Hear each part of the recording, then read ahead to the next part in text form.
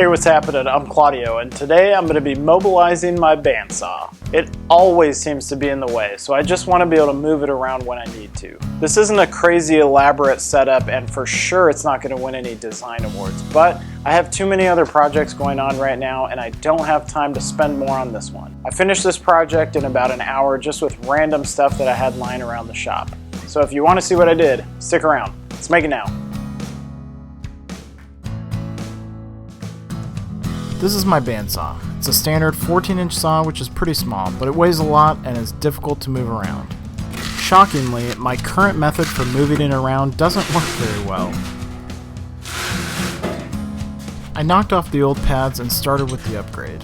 I slid in a 2x4 and used an angle gauge to match the angle inside the legs. I took the angle over and set it on the miter saw, then made the cut. The angle looked perfect, so I marked the exact length on the other side. I forgot I was using some old scrap wood that actually had some nails. Whoops. I took the board over to the vise and finished the cut with a carbide tip blade on the reciprocating saw. With a punch, I pounded the rest of the nails way down into the wood. Now I could go back and clean up the end with the miter saw. I took another 2x4 and drilled a hole with a Forstner bit along the long side of it. This is where the boards would be located on the saw base.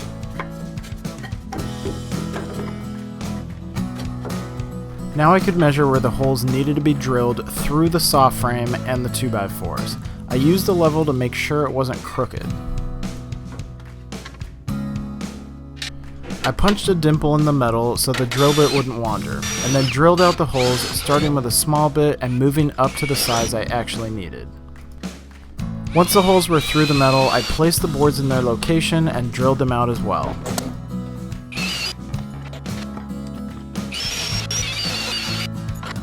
I needed a couple heavy-duty hinges, so I went looking in the hinges bin. I found a couple that I thought would work, so I took them over to the saw.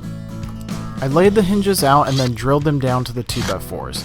You have to make sure to install the hinges perfectly parallel to each other. If not, the hinges will bind up instead of rotating smoothly. I also attached a heavy-duty caster right in the middle. This would make a 3-wheeled cart. I attached the hinge assembly to the frame and tightened down the bolts. The lift seemed to be working pretty well. The other side of the stand would be similar, but fixed. These casters just needed to be close enough to the ground that when the other side lifts up, the whole frame tips back and onto them. It was much easier to attach the casters with the saw leaning on its side. I put the saw back on its feet and the lift worked just as expected.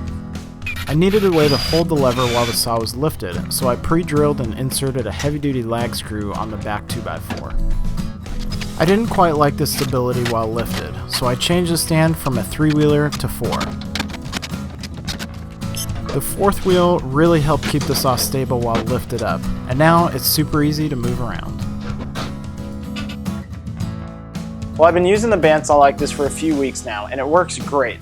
The one thing that I would change is the back 2 casters. Right now they can spin around. I would make those stationary. I think it would work a little bit better. The reason is when you lift it up right now, the casters, the wheels have to be in the backward position. If not, they don't lift far enough off the ground to actually be able to move the saw. It's really not a big deal. It takes 2 seconds to kick the wheels back if they're not in the right position, but I probably will make that change in the next couple of weeks. Other than that, it does exactly what I needed to do, move the saw around. If you like this video, let me know about it in the comments, and if you haven't already, subscribe to my YouTube channel so you won't miss any of my upcoming projects.